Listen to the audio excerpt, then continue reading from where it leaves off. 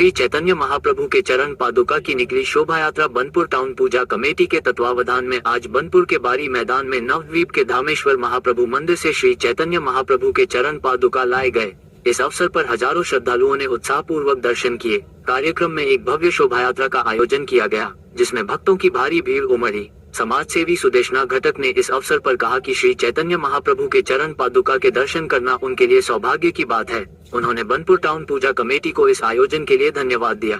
उन्होंने बताया कि कल भी विभिन्न धार्मिक अनुष्ठानों का आयोजन होगा और भक्तों को भोग वितरित किया जाएगा। नवद्वीप के धामेश्वर महाप्रभु मंदिर कमेटी के अध्यक्ष सुधीम गोस्वामी ने कहा कि यह चरण पादुका श्री चैतन्य महाप्रभु द्वारा विष्णुप्रिया देवी को दी गई थी, जिन्होंने इसकी सेवा की। उन्होंने बताया कि इन चरण पादुका का विशेष आध्यात्मिक महत्व है और इसके दर्शन से भक्त सौभाग्यशाली बनते हैं।